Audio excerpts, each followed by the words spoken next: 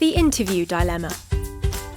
The interview is a thing that brings fear to the hearts of many, and not surprisingly so. It can be nerve-wracking to sit in front of people and try and win them over.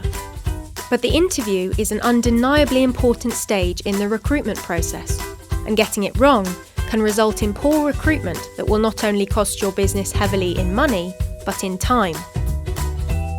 Let's go over some of the most important elements of the interview process, and some questions you need to ask yourself long before anyone steps over your doorstep.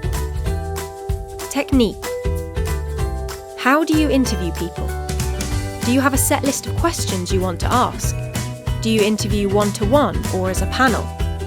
Match your behaviours and your style to that which you adopt every day. Remember, an interview is as much for the candidate to assess the business as it is for you to assess them. Ask yourself the following questions.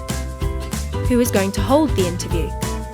What about including people other than the line manager and someone from HR, like someone from the same team who has a good insight into the day-to-day of the position?